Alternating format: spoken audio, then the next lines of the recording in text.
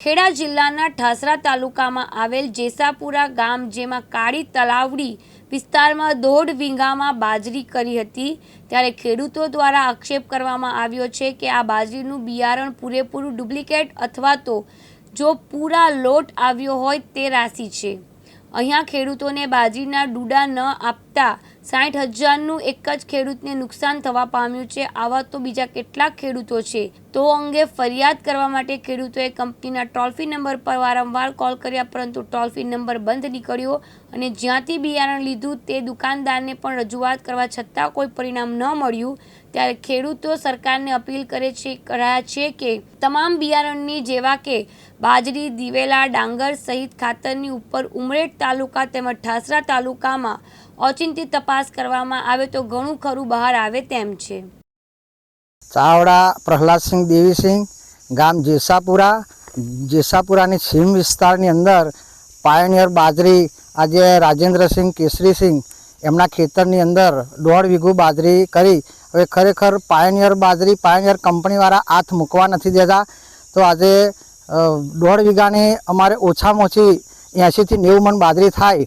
હવે ખરેખર આ ખેડૂત આજે 4 થી 10 તો એવા ગાયો ભેંસો રાખે છે એનો ઘાસચારો પણ બગડી ગયો વધતા કે જે 70 થી 80 મણ જે બાજરી થાય હવે એમના છોકરાઓને એવા ખવડાવે છું। કંપનીવાળા આવીને ગયા એ મારા રૂબરૂ આવીને ગયા વાત એવી કરી અમને કે બિયારણ મેં કહ્યું કે આ બિયારણ બંધ કરો તા કે નહીં આ બિયારણ અમારે તો એક અમારો કમાઉ દીકરો છે એટલે આ બિયારણ અમે બંધ કરી શકીએ એમ છે નહીં।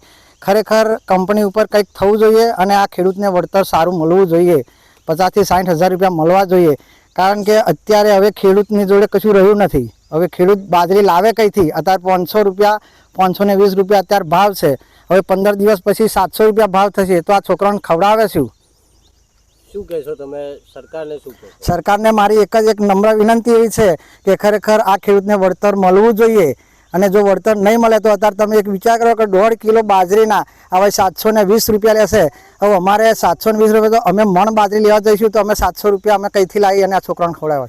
શું લાગે છે બિયારણ કેવું હોય? બિયારણ ખરેખર હું તો એમ જ કહું છું કે આખો આ લોટ ખરાબ જ છે। ભલે એવા કહેતા હોય કે આ લોટ માં એક જ આ વીઘું નીકળ્યું છે પણ ના બધાને અહીં આગળ 15, 20, 25% જે ફંગસ આવેલો જ છે એટલે ખરેખર બિયારણની અંદર જ મિસ્ટેક હોય છે। જી આપનું નામ? ચાવડા મહેશ કુમાર રાજેન્દ્રસિંહ ગામ જેસાપુરા તાલુકો ઠાસરા જિલ્લો ખેડા ખેતર આવેલું છે મારું। જે બાજરી તમે કરી હતી એમાં ડૂડા જ નથી આવ્યા શું કહેશો તેનું? આમાં મેં બાજરી કરી એમાં તો ડૂડું નામ પણ આવ્યું નથી। અમારે 80 ડબ્બા બાજરી થતી હતી આમાંથી। આ વર્ષે મેં નાના છોકરાની જેમ ઉછેર કર્યાનો પાણી લગભગ 5 પાણી વાળા ખાતર નાખ્યું આમાં તો મારું નામ ઉત્પાદન આતે મેં જોયું ત્યારે નામે ઉત્પાદનને મેં વિઝિટ પણ કરાવી પાયોનિયરવાળા 611 સાહેબ જોડે તો એમ એવું કહેવા માગે છે કે જમીન તમારી ખરાબ છે ને બિયારણનો કોઈ એવા વાક જ નહીં કાઢવા માગતા। તમને શું લાગે છે આ બિયારણ કેવું હશે? મને એવું લાગે છે ડુપ્લિકેટ હોઈ શકે છે। કઈ જગ્યાએથી લાયા હતા બિયારણ? કેટલું લાયા હતા? ગામ સુંદરપુરા એગ્રોમાંથી લીધું હતું। સુંદરપુરા એગ્રોમાંથી લીધું હતું। 2 કોથળી લીધી હતી એમાં એક કોથળીનું તો હપુચું રિઝલ્ટ જ નથી। એક કોથળીમાં ખાલી 10% બાજરી ઉત્પાદન મળશે। શું કહેશો તમે? ભાઈ આનું મને વળતર મારે 61,000 રૂપિયા વળતર મળવું જોઈએ। ચાવડા રણજીતસિંહ બલુસિંહ ગામ જેસાપુરા તાલુકો ઠાસરા જિલ્લો ખેડા। હું ગામ જેસાપુરાનો રહેવાસી છું। આવા મારા ભત્રીજો છે એ ભત્રીજાને ખેતર 1.5 વીઘું જમીન છે। 1.5 વીઘા જમીનમાં મારા જેવા ડોહા પેદા થયેલા છે। હવે સાહેબ શું ખાઈશું અમે? આ સાચી એમ 11 કે બાજરી ઓરો થઈ રહેલું છે ઓરી તો આવા ડોહા નીકળ્યા મારા જેવા। હવે એ છોકરો શું ખાશે? 1.5 વીઘું જમીન છે એ ચોફેર તો અમારે તો કોતેડ્યો જેસાપુરા ગામ છેલ્લું ગામ કશું ઠેકાણા વગરનું ગામ છે બાપા શું કરીએ? અને આવા સાહેબો તો માનતા નહીં આવીને જોઈ જા ચોફેર જોઈ જા કાકા તમારામાં વાયુરસ આવ્યો છે અમારા આજુબાજુ વાયુરસ ના આવે આમાં 10 શેરા તો ખાતર નો ચલાય એવી જમીન છે ફળદ્રુપ જમીન છે શું કરે? તો આ છોકરો ખાશે જ છું એને આ કંઈક વળતર મળે એવું કરવું જોઈએ। આવા બધા આવે છે સાહેબો તે જોઈને આવીને તો ટોપા મેલીને આવે ચશ્મો પહેરીને અમે ફફડી હોવું જોઈએ એવા તો સાહેબો આવે અમને શું બોલીએ?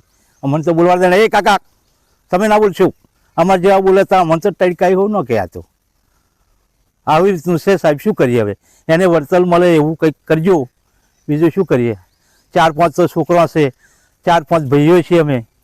હવે શું ખાવું ખાવું થઈ રહ્યા છે. હવે આનું કંઈક વર્તન આ ખલું અમે ખવાડીએ તો ભેંસો હોવ ચક્કરીઓ આવી જાય ખાઈને મરી જાય. એટલે અમારા બધું દેખાઈ મેળવું પડી. તમે આવો તો મય ગંજ હો મારે છે આ ખલું એવો રોગ પેદા કર્યો છે. શું કરીએ? નિખિલ ભટ્ટ, દિવ્યાંગ ન્યૂઝ, ખેડા.